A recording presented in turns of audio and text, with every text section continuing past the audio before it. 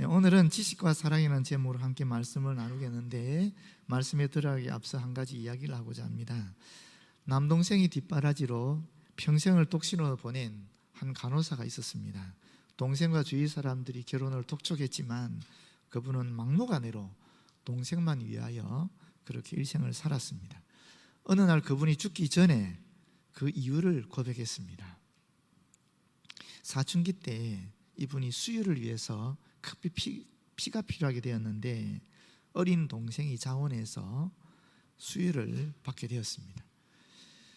수유를 후에 동생이 의사 선생님에게 뜻밖의 질문을 했습니다. 선생님, 저 언제 죽나요? 알고 보니까 이 어린 동생은 누나를 위해서 피를 뽑아주면 자신이 죽는 줄 알았던 것입니다. 그 이야기를 전해 듣고 이분이 비록 지식은 부족했지만 자기를 사랑했던 그 철부지 동생을 위해 평생 살겠다라고 다짐했다라고 합니다. 내가 아는 바에 의하면 그것은 분명히 틀렸다 하는 비판적인 말은 절망을 낳게 됩니다. 그러나 저는 잘 모르지만 열심히 도와드릴게요 하는 그런 사랑의 고백은 희망을 낳는다라고 합니다. 지식을 앞세우면 계속 문제가 생기지만은 사랑을 앞세우면은 문제는 점차 사라진다라는 것입니다. 사랑이 없는 천재의 지식이 얼마나 큰 해가 되는지 우리 모두는 잘 알고 있습니다. 지식은 필요합니다. 그러나 더욱 필요한 것은 사랑이 있는 지식입니다. 오늘 본문을 통해서 이 지식과 사랑에 대해서 바울이 어떻게 이야기하고 있는지, 주께서 우리에게 바울을 통해서 어떤 말씀을 하시는지 함께 들어보았으면 좋겠습니다. 먼저 첫 번째, 지식과 사랑의 특성에 대해서 말씀하고 있는데, 우리 1절에 보시게 되면은 우상의 제물에 대하여는 우리가 다 지식이 있는 줄을 아나 지식은 교만하게 하며 사랑은 덕을 세운다라고 얘기하고 있습니다. 당시 헬라 세계에서 유행했던 스토아 철학에서는 뭐라고 얘기했느냐면 이 윤리의 목적을 참된 지식에 근거한 자족이라고 보았습니다. 고린도 교인들 또한 이 지식을 그리스도교의 윤리의 기준으로 삼았습니다. 그래서 고린도 교회에 문제가 발생하게 된 것입니다. 우리가 고린도 교회를 이해하기 위해서는 고린도를 조금 선 이해를 가지는 게 좋습니다. 고린도는 두 개의 아주 천년적인 그런 항구가 있었습니다. 그래서 통행세를 비롯해서 운송에 관련된 세금만 받아도 그 도시는 부유한 도시가 될 수 있었습니다.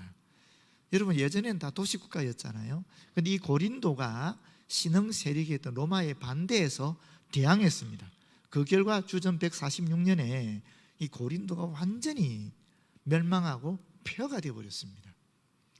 약 100년 정도가 지난 다음 주전 44년경에 줄리어스 시저가 이 퇴역 군인들을 위해 정착할 도시가 필요해서 이 고린도를 재건했습니다. 오늘날로 치면은 이 고린도는 계획된 도시였고 신도시였다고 볼 수 있습니다. 그러다 보니까 주변에 수많은 사람들이 몰려들게 되었고 아주 개방적이고 역동적인 그런 도시가 되었습니다. 그런데 퇴역 군인들을 위한 정착지였다 보니까 퇴역 군인들이 얼마나 찌드는 삶을 살았습니까? 얼마나 각박한 삶을 살았습니까? 그러다 보니까 이들이 마음의 안정을 얻기 위해서 다양한 많은 신들을, 종교들을 가지게 되었습니다.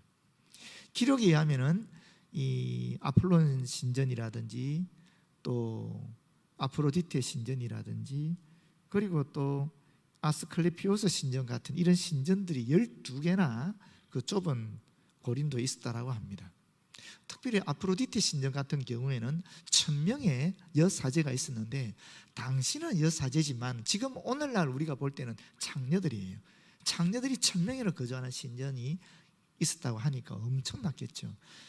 그래서 그 시대에는 음란한 사람을 보고 제 고린도 교인이다, 고린도인이다 이렇게 얘기했다 그래요. 그만큼 고린도 그러면 음란한 도시 상징이었다라는 것이죠.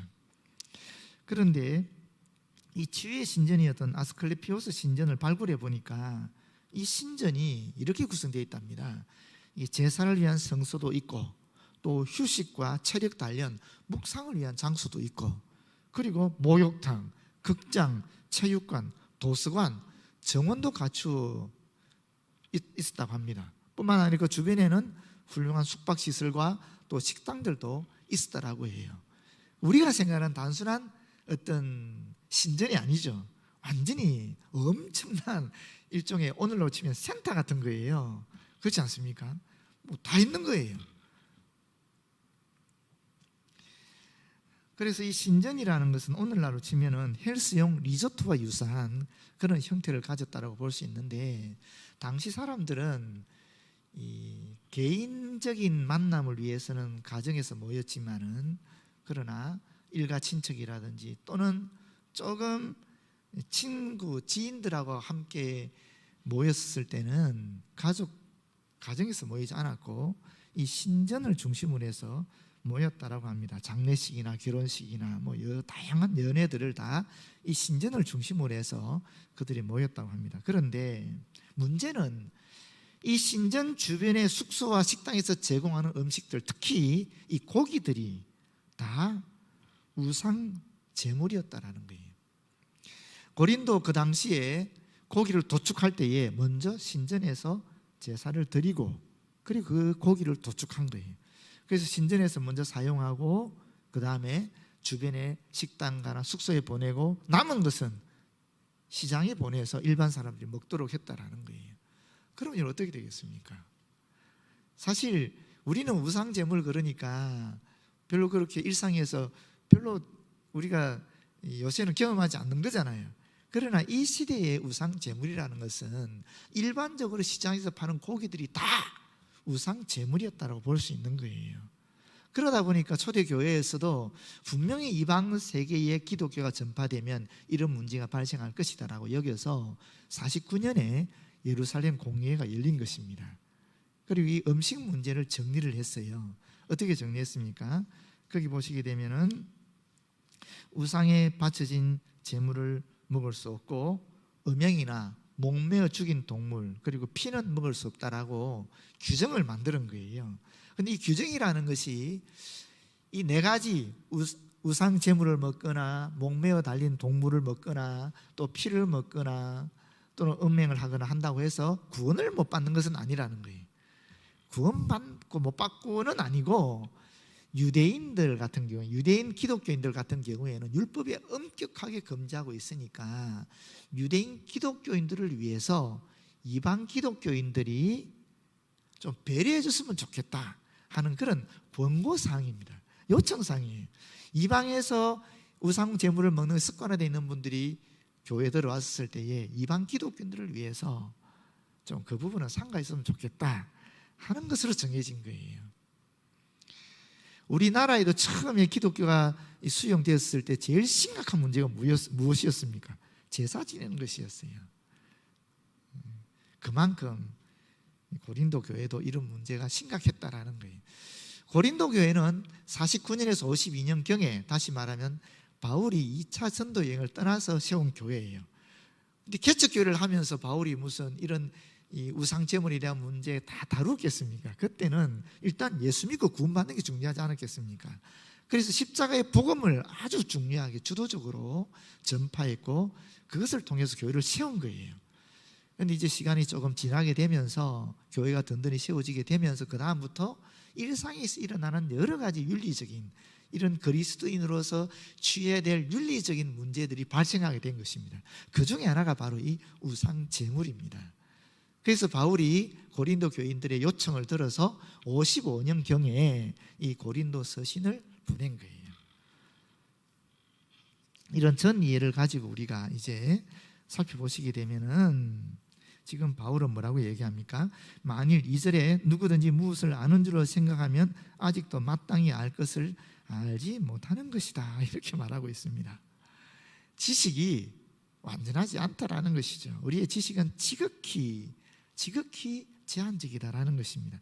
아인슈타인이 이런 얘기를 했다 그래요. 어떤 제자들이 정말 선생님 위대하십니다. 어떻게 그렇게 많은 것을 아시고 어떻게 그렇게 열심히 연구하십니까? 이렇게 얘기했을 때에 이런 말을 했습니다. 물컵에다가 손가락을 넣었다 꺼내어서 물 한 방울이 달랑 떨어진 것을 보이면서 이런 말을 했대요. 내 지식은 이것만도 못하다. 저 바닷물에 요 물 한 방울만도 못한 것이다. 하나님의 지혜와 능력은 무궁무진한 것이다. 또 이런 말씀도 하셨답니다. 우리는 거대한 도서관에 들어온 어린아이와 같다. 도서관에는 다양한 언어로 씌워진 책들이 천장까지 쌓여 있다. 아이는 누군가가 그 책을 썼다는 것은 분명히 안다. 하지만 누가 어떻게 썼는지는 모른다. 책에 쓰인 언어도 이해하지 못한다. 책이 일정한 순서에 따라 꽂혀 있다는 것은 감지하지만 수수께끼 같은 그 순서에 대해서는 어렴풋이 추측할 뿐이지 이해하지는 못한다. 이것이 당대 가장 위대했던 과학자였던 아인슈타인이 인간을 연구하고 자연을 연구하고 신에 대해서 생각하면서 내렸던 결론입니다. 우리가 아는 지식이 그만큼 미약하다라는 것이죠. 그럼에도 불구하고 우리는 우리가 아는 이 지식을 가지고 다 평가하고 판단한다라는 것입니다. 또 누구든지 하나님을 사랑하면 그 사람은 하나님도 알아주시느니라.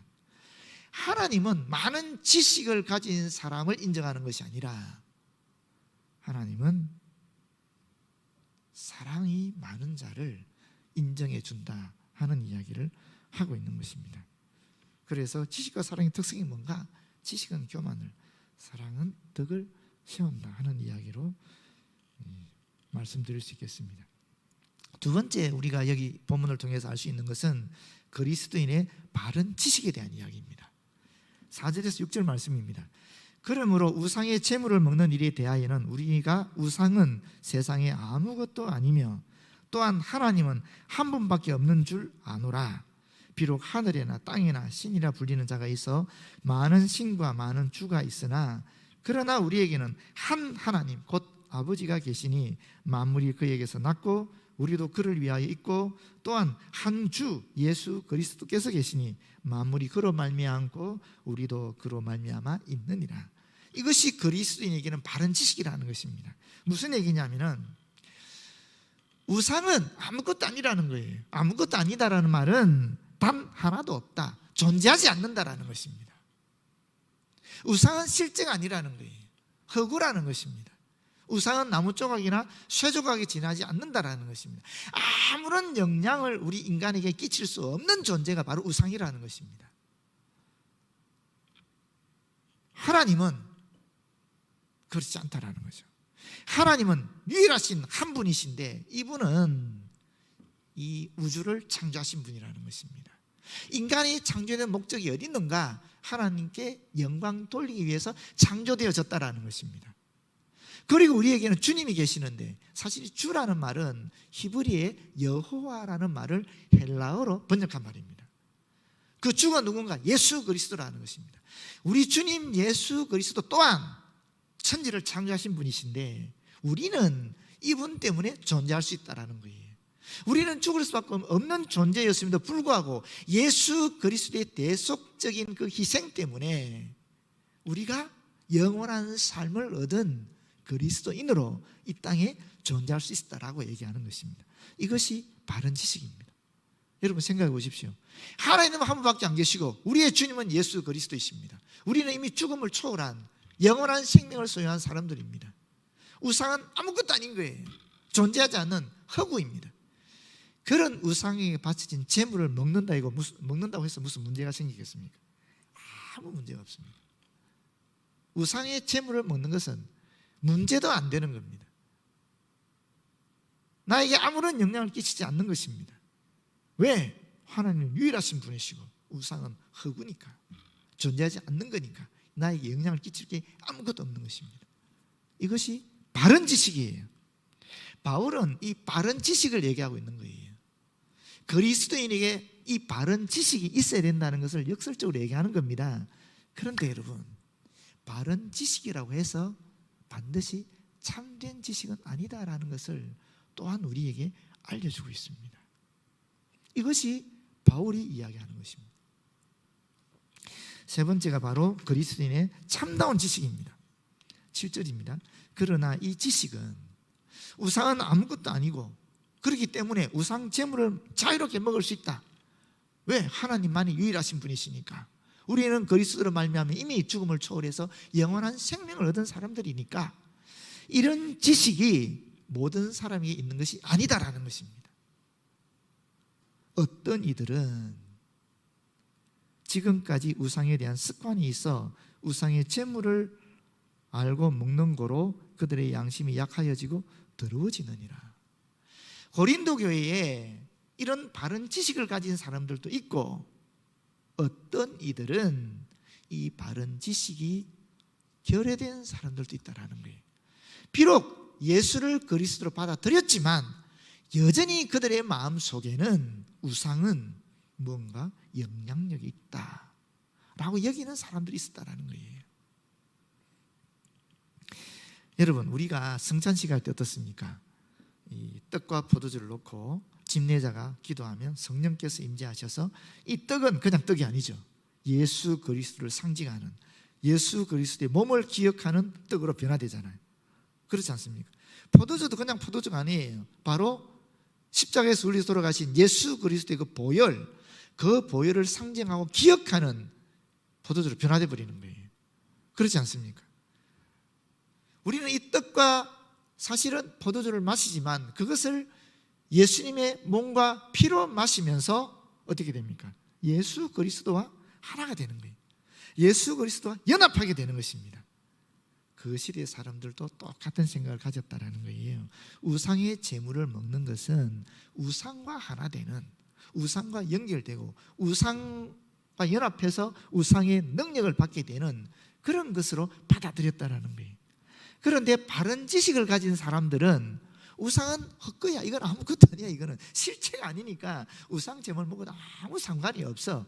왜? 하나님만이 유일하신 분이고 우리는 예수 그리스도를 통해서 영원한 생명을 얻은 존재니까 아무 상관이 없어 하는 이런 사람들에게는 아무 문제가 없는데, 문제는 비록 예수를 그리스도로 영접했지만 이와 같은 바른 지식을 가지지 못하고 여전히 우상 제물을 먹게 되면 우상과 하나 되는 것이고, 뭔가 우상은 영향력 있는 존재니까 내가 이것을 먹는 것은 내 양심에 꺼려지는 거라는 거예요.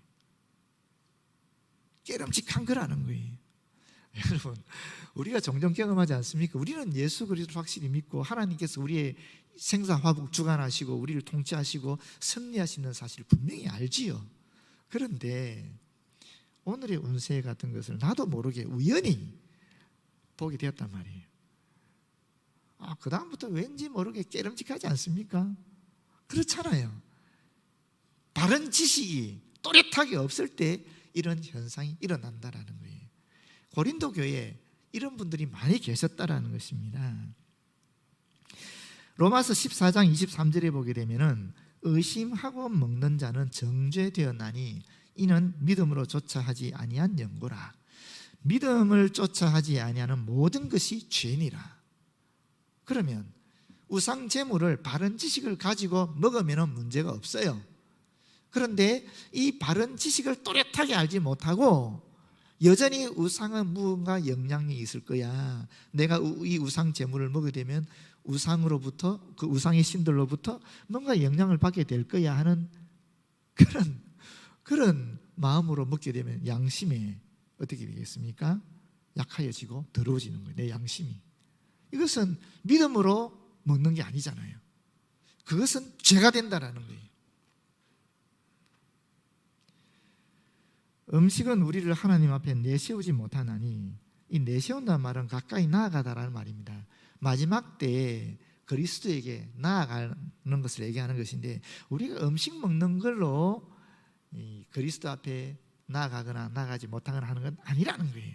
우리 알잖아요. 우리가 그리스도 앞에 나아가고 나아가지 않는 것은 어떤 기준으로 결정되는 겁니까? 예수를 그리스도로 믿는가 믿지 않는가, 그거로 결정되는 거지, 뭐 어떤 우상 제물을 먹느냐 우상 제물을 먹지 않느냐로 결정되는 건 아니라는 거예요. 우리가 먹지 않는다고 해서 더 못 사는 것도 아니고 먹는다고 해서 더 잘 사는 것도 아니니라.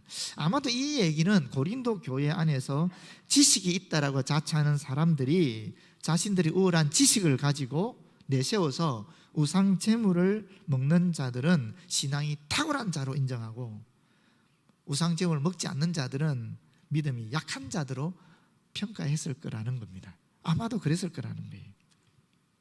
그런즉 너희의 자유가 믿음이 약한 자들에게 걸려 넘어지게 하는 것이 되지 않도록 조심해라.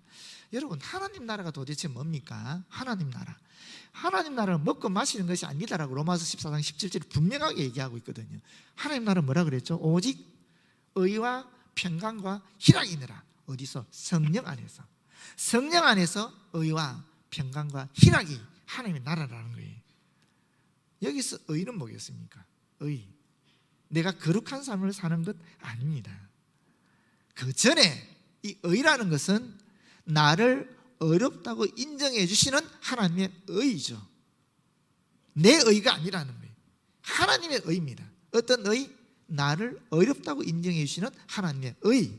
그 의예요. 그 의는 우리에게 어떻게 주어집니까? 성령으로 말미암아 예수를 그리스도로 인정하고 받아들이고 나의 구체적으로 고백할 때 하나님께서 나를 어렵다고 인정해 주시는 하나님의 의를 베풀어 주시는 거예요.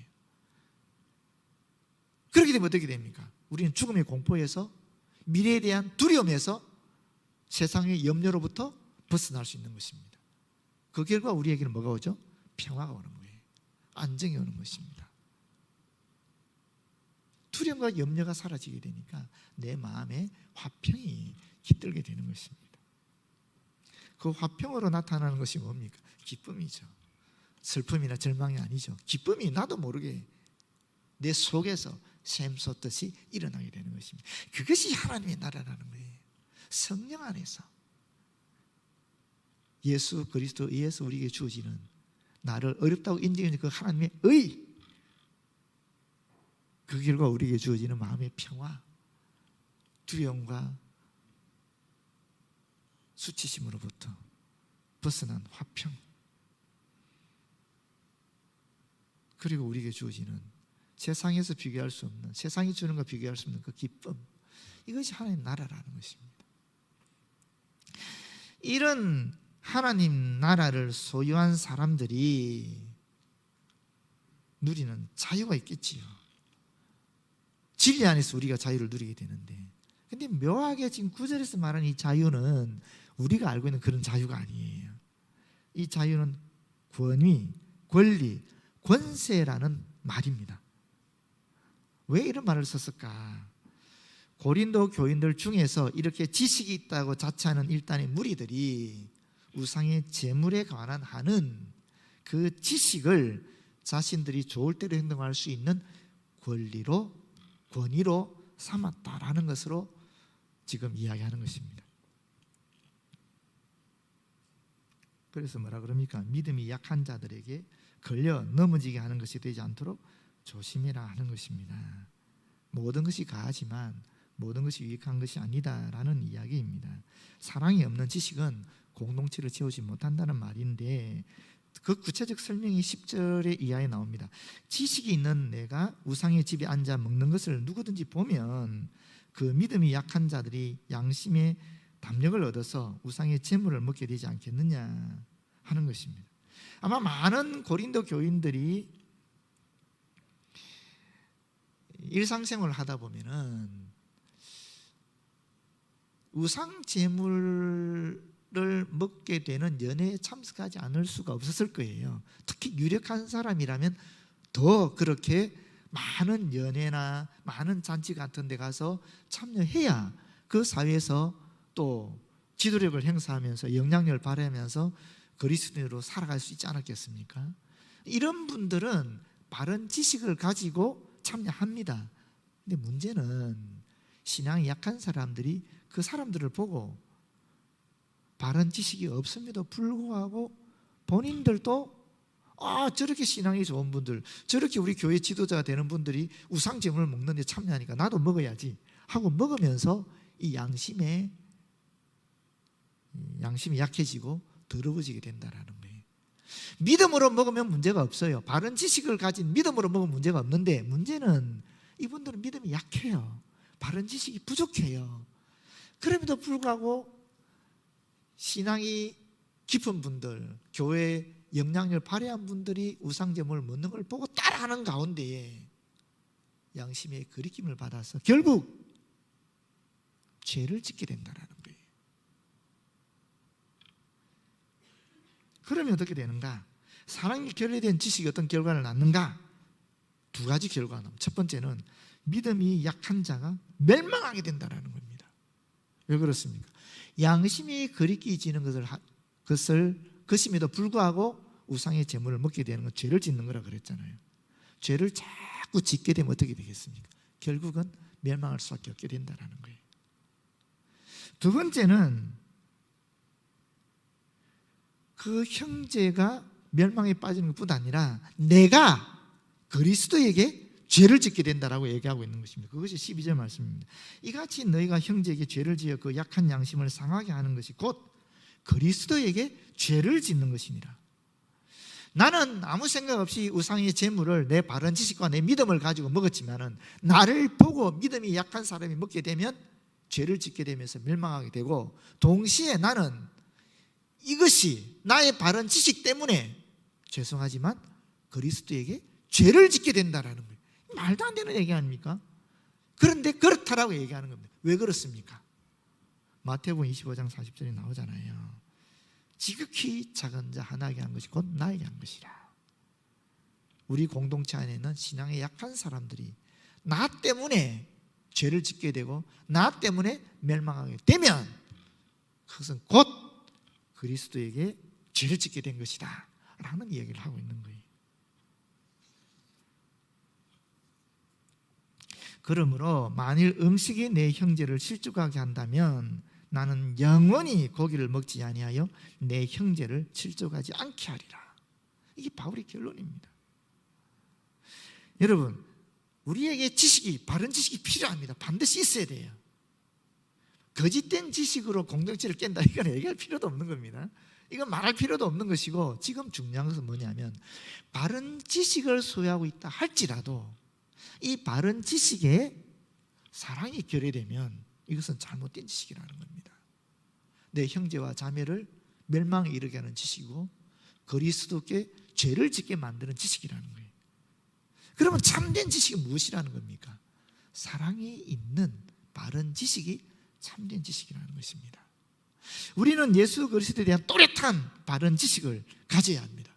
예수 그리스도가 보이신 사랑을 우리의 본보기로 해야 합니다. 동시에 예수 그리스도가 제시한 하늘나라의 소망을 바라보면서 우리의 신앙생활을 계속해 나가야 됩니다.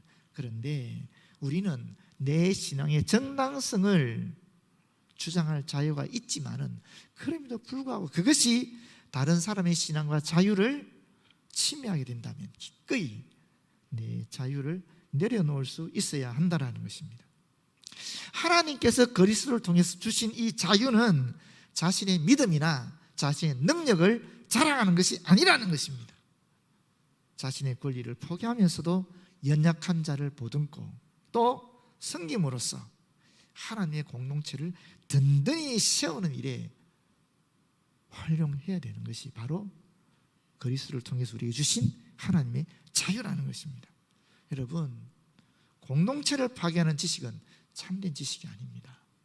공동체를 세우는 지식이 참된 지식입니다. 모쪼록 우리가 또렷하게 바른 지식을 소유하면서 이 바른 지식이 공동체를 세우는 참된 지식으로 나아갔으면 참 좋겠습니다. 기도하겠습니다. 아버지, 고맙고 감사합니다. 하나님만이 유일하신 신이시고 하나님만이 천지를 창조하시고 지금도 우주를 통치하시는 유일한 분임을 알게 하시니 고맙고 감사합니다. 또한 영생은 예수 그리스도를 아는 것이라 그랬는데 우리가 예수 그리스도를 나의 구세주로 알고 믿고 받아들이게 하여 주시니 고맙고 감사합니다. 아버지 하나님, 그런데 우리가 알고 있는 이 바른 지식이, 우리가 알고 있는 이 진리 안의 자유가 신앙이 약한 자들에게 거치는 것이 되지 않도록 도와주시고, 우리의 바른 지식이 참으로 사랑이 결여된 잘못된 지식이 아니라 사랑이 있는 참된 지식이 되어서 공동체를 세울 수 있도록 역사하여 주시옵소서. 예수님 이름으로 기도드립니다. 아멘.